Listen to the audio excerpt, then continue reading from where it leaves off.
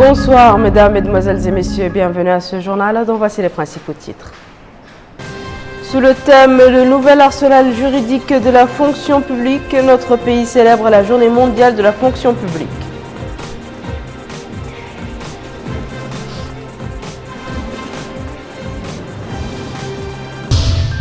Le ministre des Affaires islamiques et de l'enseignement original inaugure une mahadra pilote dans la localité de Maqam Ibrahim dans la wilaya du Hawd al-Sharqi.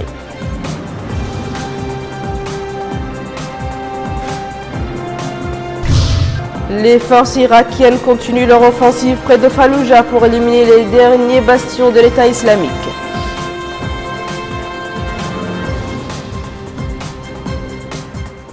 Merci de vous joindre à nous, mesdames et messieurs. Le ministre des Affaires étrangères de la coopération, Dr Raïs El-Koul Ahmadi Zidbi, a remis au président de la République, M. Mohamed El Abdelaziz, à son Excellence, M.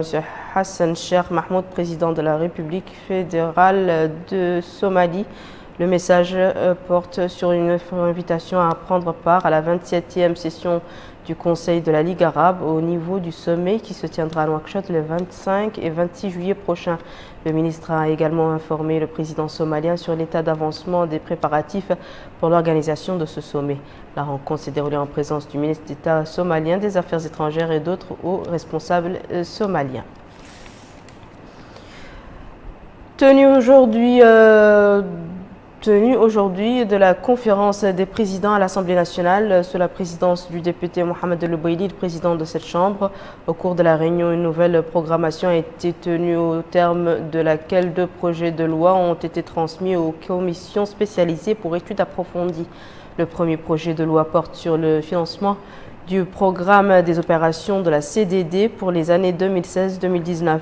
Le second projet de loi est relatif à la protection et l'encouragement réciproque des investissements.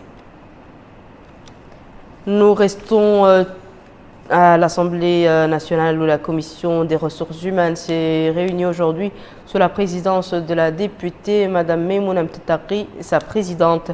Lors du jour de la réunion, a porté sur l'examen du projet de loi relatif aux dons, au prélèvement et à la transplantation d'organes et greffes de tissus humains.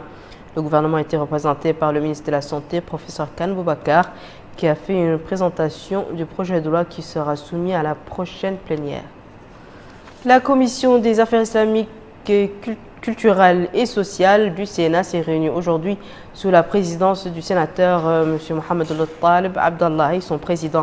La réunion a été consacrée à l'étude du projet de loi autorisant la ratification de l'accord entre notre pays et le gouvernement de la République du Soudan de coopération dans le domaine de l'élevage, signé le 2 septembre 2007 à Khartoum.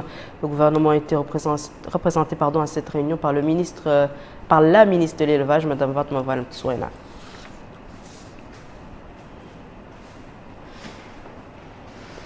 Une autre commission s'est réunie aujourd'hui au Sénat, c'est celle des Affaires étrangères de la Défense, sous la présidence de M. Mohamed Salem Woul Mohamed Sidia, président de la commission. La réunion a été consacrée à l'étude du projet de loi autorisant la ratification du traité révisé de la communauté des États sahélo-sahéliens adopté à N'Djamena le 16 février 2013 par la conférence des chefs d'État. Le gouvernement a été représenté à cette réunion par la ministre déléguée auprès du ministre des Affaires étrangères de la coopération chargée des affaires maghrébines, africaines et des Mauritaniens de l'étranger, Mme Khadijatoum Mbarakfouane. Notre pays a célébré aujourd'hui la journée mondiale de la fonction publique sous le thème « Le nouvel arsenal juridique de la fonction publique ». À cette occasion, le ministère de la fonction publique, du travail et de la modernisation de l'administration a organisé au Palais des Congrès des manifestations. Plus de détails sur cette célébration avec Bokar Bailaba. Les manifestations de cette journée ont été marquées par l'animation de 2 ateliers. Thème choisi, le régime général de la fonction publique, forces et faiblesses, contrôle juridique de la décision administrative. À l'ouverture des travaux de cette journée, le ministre de la fonction publique, du travail et de la modernisation de l'administration, M. Seydina Ali Mohamed Khouna, a souligné que la commémoration de cette journée constitue une occasion pour impliquer l'opinion publique et l'informer sur ce qui a été réalisé en matière de système intégré et faire en sorte que les dispositions qui le réglementent soient l'objet de réflexion et de discussion. Il a ajouté que le département œuvre à parfaire le système, assurant la gestion des travailleurs de l'État parallèlement au système intégré. C'est ainsi qu'il actualise et parachève les textes d'application de la réglementation de la fonction publique et s'attelle à reclassifier les travailleurs de l'État dans des corps et à informatiser leur gestion à travers des mécanismes performants qui garantissent la rationalité et la transparence de la gestion administrative et financière des travailleurs de l'État.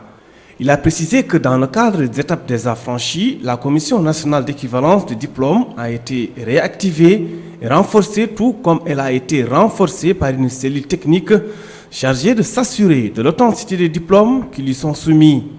De même, le champ contractuel a été ouvert à la fonction publique à tous les niveaux. Enfin, la journée a été également marquée par une visite à l'exposition organisée par la direction de la Caisse nationale de sécurité sociale, la fonction publique et l'Office national de la médecine du travail. L'École nationale de santé publique a organisé aujourd'hui à Nouakchott la cérémonie de sortie de la 136e promotion de cette école dite promotion Idoumoul Mohamed Val. Cette cérémonie a été l'occasion de primer les lauréats de cette promotion en récompense des efforts qu'ils ont fournis tout au long de leur cursus. Rabia Adeda. Une nouvelle promotion sortant de l'École nationale de santé publique de Nouakchott, après des années de cours pratiques et théoriques. Cette promotion, dite promotion Idoumoul Mohamed Val, comprend 149 agents répartis entre 62 infirmiers d'État, 41 sages-femmes et 46 infirmiers médico-sociaux. Ces agents de la santé publique viendront renforcer les staffs médicaux dans les différentes structures sanitaires du pays. La cérémonie a été marquée par la remise de diplômes et de prix aux lauréats de chaque discipline, des distinctions remises pour les féliciter pour les efforts qu'ils ont entrepris tout au long de leur cursus. À cette occasion, la directrice de l'École nationale de la santé publique, Dr Zainabou Mthaïdi, a précisé dans un mot pour la circonstance que la sortie de cette promotion est une traduction concrète du programme du président de la République, Mohamed Ould Abdelaziz, dans le domaine de la santé. Elle a relevé que l'école, en dépit des difficultés, consent des efforts soutenus pour atteindre les objectifs qui lui sont tracés à travers l'élaboration de certains modules de formation de base, en plus de la formation des formateurs et de l'élaboration d'un cahier de préparation qui aide les élèves au cours de leur stage et la formation de pairs encadreurs pour encadrer les stagiaires et ce dans le cadre d'une approche pédagogique, dite approche pair. À cela s'ajoute l'action tenant à changer les statuts de l'école pour les adapter aux exigences du millénaire, a-t-elle ajouté. À son tour, la sœur de feu Idoumoul Mohamed Val a exprimé sa reconnaissance au président de la République pour son attention en cette période particulièrement difficile, notant que c'est là une qualité de dirigeant qui partage la tristesse de ses concitoyens dont il se sent proche. Elle a en outre su gré aux responsables de l'école qui se sont rappelés les sacrifices du disparu et qui l'ont honoré en faisant porter son nom à une des promotions de l'école. Quant aux représentants des promotionnaires, il a remercié les professeurs pour leur accompagnement tout au long de l'année. Rappelons que l'École nationale de santé publique de Nouakchott a été créée le 10 octobre 1966. Elle est en charge de la formation des agents de santé publique. Le ministère de l'Élevage a abrité aujourd'hui la cérémonie de signature de la remise et de réception d'un centre de démonstration des techniques de l'élevage. Le document a été signé du côté mauritanien par la ministre de l'Élevage et du côté chinois par l'ambassadeur de Chine en Mauritanie, Aminata Khan. La ministre de l'Élevage, Fatma Val Muntessoina, a signé avec l'ambassadeur de la République populaire de Chine, son Excellence Wu Dong, l'acte de réception du centre de démonstration des techniques de l'élevage, puis de la coopération entre notre pays et la République populaire de Chine. Le nouveau centre se trouve à Idjini. La réception aujourd'hui du centre traduit les bonnes relations de coopération qui lient la République populaire de Chine à notre pays, a indiqué à l'entame de ses propos la ministre de l'Élevage, Fatma Val Muntessoina. Elle a dans ce sens remercié l'ambassadeur de Chine. Ce centre, indique la ministre, vient s'ajouter aux nombreuses réalisations faites au cours de ces dernières années dans le domaine de l'élevage. À son tour, l'ambassadeur de la République populaire de Chine, Wu Dong, a salué au cours de son discours les relations de coopération excellentes unissant nos deux pays, particulièrement dans le secteur de l'élevage, et cela, a-t-il dit, pour accompagner accompagner la politique du gouvernement mauritanien qui vise à moderniser et améliorer la production. Par ce présent acte, le gouvernement chinois remet officiellement le centre de démonstration des techniques de l'élevage au gouvernement de la République islamique de Mauritanie. La partie chinoise s'engage en outre à fournir une garantie de 12 mois sur la qualité des travaux à partir de la date de la signature. Direction à la wilaya du Houd Sharqi où le ministre des Affaires islamiques et de l'enseignement original a supervisé dans la ville de Tembadra l'inauguration d'une mahadra pilote dans la localité de Maqam Ibrahim. Plus de détails sur cette inauguration avec Melika Nagli. Le village de Maqama Ibrahima, situé à Timbidra dans la wilaya du Houd Sharqi, a été doté d'une mahadra pilote, la 19e du genre, mise en place par le département des affaires islamiques et de l'enseignement originel au niveau du territoire national et la 3e du genre au niveau de la wilaya. Cette mahadra compte 30 élèves. La mahadra, cette école d'enseignement du Coran traditionnel, répond à ce qui est préconisé dans le premier verset du Coran, qui ordonne la lecture qui est la clé des connaissances. Dans son allocution, le ministre des Affaires islamiques et de l'enseignement originel a souligné sa fierté d'inaugurer cette mahadra dans cette ville historique de Timbidra. Monsieur le ministre a souligné le rôle et la noble mission de la mahadra qui porte en elle tant de valeurs morales, religieuses et éducatives. Ces mahadras, dit-il, ont une importance particulière lorsqu'elles sont implantées dans des zones enclavées ou lorsque les populations vivent dans une situation précaire. Ces mahadras ont un rôle important car elles vont permettre de lutter contre l'analphabétisme, l'ignorance, la pauvreté et la discrimination. Cet impact positif des mahadras est tel qu'une attention particulière leur est donnée et qu'un vaste programme à l'échelle du territoire national leur est consacré du fait de la priorité qui leur est accordée par le président de la République. Le maire de Timbidra, M. Ali Ould Cheikh Mohamed Lamine, a de son côté remercié les autorités nationales pour l'investissement consacré aux populations et a souligné l'importance de la mahadra pour le village de Maqama Ibrahima. De son côté, le chef de village, M. Mohamed Yahdi Ould Cheikh Ould Tar, a remercié le gouvernement d'avoir choisi son village pour l'implantation de cette mahadra pilote. Il a également exprimé son appréciation au ministre d'avoir inauguré en personne la mahadra. Le directeur des mahadra a quant à lui exprimé son appréciation de cette initiative. C'est une mahadra modèle. Eh bien, une mahadra modèle, c'est une mahadra qui, avec un effectif de 30 élèves, ne dépassant pas 30 élèves, tous pris en charge par le gouvernement mauritanien, boursiers, et avec la charge aussi de leurs encadreurs qui les enseignent le Coran al-Karim, les opérations de calcul, les permettant donc de s'insérer facilement dans la vie active après qu'ils sortent de leur mahadra.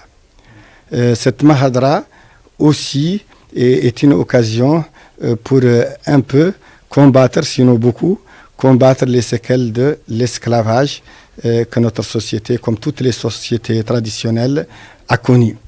Quant à un parent d'élève, il a souligné l'importance fondamentale de la mahadra dans l'éducation des enfants et demandé que plus d'investissements leur soient consacrés. La mahadra joue un rôle prépondérant dans notre culture arabo-musulmane et la Mauritanie est connue à travers le monde pour ses mahadras. Une autre inauguration dans ce journal, c'est celle de la mosquée Arafat de Nouadhibou, supervisée par le wali de Dakhlet Nouadhibou. Cette nouvelle mosquée a une capacité d'accueil de 900 fidèles. Elle couvre une superficie de 600 mètres carrés. Bakar Baïlaba. On est dans le mois béni de Ramadan, au mois où les fidèles redoublent d'actes d'adoration et de bienfaits. Justement, les fidèles se voient une nouvelle mosquée s'ajouter à d'autres déjà existantes à Nouadhibou. La nouvelle mosquée Arafat de Nouadhibou a une capacité d'accueil de 900 fidèles. Elle couvre une superficie de 600 mètres carrés. En inaugurant cette mosquée, le wali de Dakhlet Nouadhibou, M. Mohamed Valoul Ahmed Youra, a indiqué que l'événement s'inscrit dans le cadre des activités ramadanesques du département des affaires islamiques au niveau de la wilaya. Il a rappelé l'attention particulière accordée aux mosquées, ce qui s'est traduit dans le recrutement d'un nombre considérable d'imams, l'aménagement du terrain pour les ulémas et les prêcheurs, ainsi que la création de mahadra pilotes. À cela s'ajoute l'appui aux fondations et associations à caractère islamique. Autre intervention, c'est celle faite par le directeur des affaires islamiques et de l'enseignement originel au niveau de la wilaya, M. Ahmed El Hadi. Il a souligné que l'inauguration de cette infrastructure religieuse intervient dans le cadre des actions marquant le Ramadan à Nouadhibou, dont des conférences, des colloques et des programmes radiodiffusés. A noter que l'inauguration s'est déroulée en présence du Hakem de la Muqata de Nouadhibou et des chefs de formation militaire et sécuritaire de la wilaya. Retour à Nouakchott où la mosquée saoudienne a abrité aujourd'hui une conférence sous le thème « La science et sa place en islam ». Le faqih Mohamed Fadel Mohamed Lemine, le conférencier, a indiqué que l'islam, à travers ses textes sacrés et ses préceptes, incite au savoir et accorde aux savants une place privilégiée. Il a précisé que l'islam est la religion du savoir, faisant remarquer que le premier verset du Coran ordonne la lecture qui est la clé des connaissances. Cette conférence rentre dans le cadre des conférences organisées par le ministère des Affaires islamiques et de l'enseignement originel durant le mois béni du Ramadan. Notre coup de projecteur sur les nuits ramadanesques nous mène ce soir vers les institutions médiatiques où le travail pendant ce mois sacré se déroule parfois jusqu'à des heures tardives de la nuit. Aminata Khan. Le travail du journaliste dépend des événements, des moments où ces derniers se déroulent. Pour bien informer et faire des émissions pendant le mois béni du Ramadan, les horaires de travail ont changé dans tous les médias dans notre pays. Le travail de journaliste indique ces derniers pendant le mois béni du Ramadan se déroule généralement le soir et je peux vous assurer, a-t-il déclaré, que le travail est plus dur parce qu'on travaille avec une équipe réduite et il faut faire très attention. Pour cet employé de la radio Mahadra, il veille chaque soir jusqu'à tard pour accompagner les auditeurs dans leur veillée nocturne avec une émission dénommée Sahara à Ramadan. Pour diffuser des émissions dans les délais prévus, les équipes techniques à la télévision El Mauritania travaillent d'arrache-pied après la rupture du jeûne. Tout est mis en place pour assurer de bonnes soirées ramadanesques aux téléspectateurs. C'est ce que nous confirme le chef des caméramans. Il indique que juste après la rupture, le travail commence pour ne finir que tard dans la soirée. Les jeux concours ont également leur place dans les veillées ramadanesques. Ici, dans l'une des chaînes privées de la place, le décor est planté pour démarrer une bonne soirée de jeux concours avec des thématiques et quiz religieuses. La Commission nationale des droits de l'homme a organisé aujourd'hui un atelier de formation au profit de ses membres destiné à la conception de son plan d'action couvrant pour l'actuel mandat. Les participants suivront durant l'atelier un exposé sur la méthodologie de planification stratégique à partir de l'identification des objectifs jusqu'à la prévision des résultats ainsi que des interventions sur le rôle des conseils législatifs, les médias et la société civile dans la défense des droits de l'homme et la diffusion de leurs valeurs. Des communications sur les droits de la femme, de l'enfant et le rôle de la charia islamique et de la justice dans la protection de ces droits figurent également sur l'agenda de la rencontre. La cérémonie d'ouverture de l'atelier s'est déroulée en présence de la présidente de la Commission nationale des droits de l'homme, du secrétaire général de la Commission et du coordinateur de l'agence de coopération espagnole. La FIFA a organisé une session de formation au profit des entraîneurs de la Fédération mauritanienne de football. Ce stage de formation a été lancé aujourd'hui à Nouakchott au siège de la Fédération mauritanienne de football. Abdullah Damaba. 5 jours durant, les participants vont suivre des cours pratiques et techniques d'entraînement et de coaching. 29 entraîneurs prennent part à ce stage de niveau intermédiaire. Cette formation, dispensée par un instructeur de la Fédération internationale de football FIFA, permettra aux participants de passer de la licence C à la licence B de la Confédération africaine de football. Le stage ainsi que sa contribution dans le cadre de la professionnalisation du football mauritanien ont été énoncés.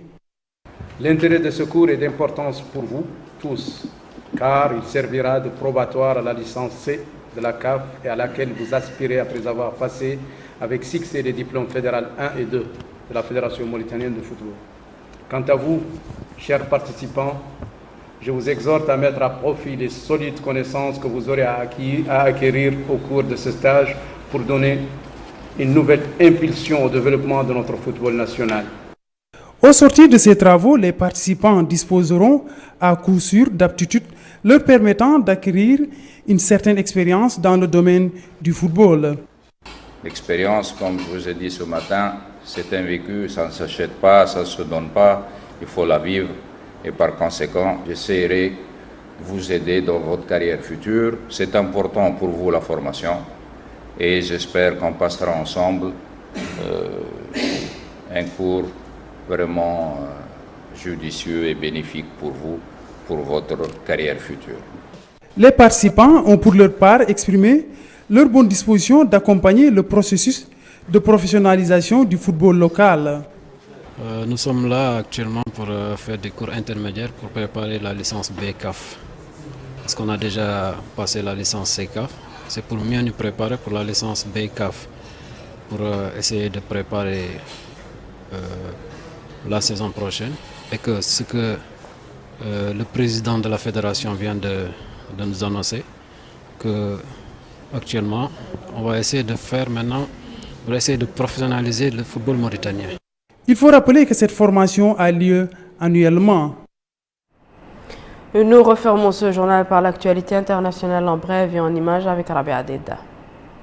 Fallujah a été la première cité d'Irak à tomber aux mains de l'État islamique en janvier 2014. Les djihadistes avaient ensuite mené une offensive éclair leur permettant de mettre en déroute l'armée irakienne et de conquérir de vastes régions à l'ouest et au nord de la capitale Bagdad.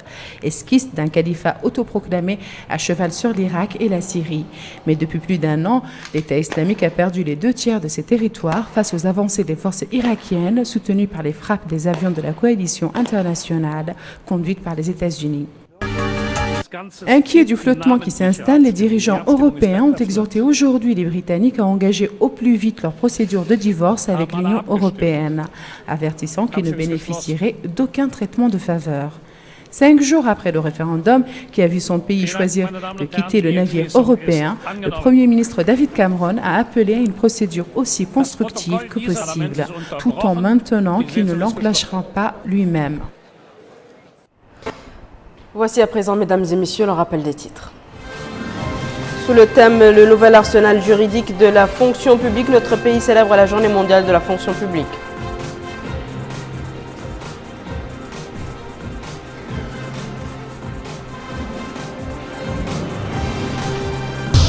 Le ministre des Affaires islamiques et de l'enseignement original inaugure une mahadra pilote dans la localité de Maqam Ibrahim, dans la wilaya du Houd al-Sharqi.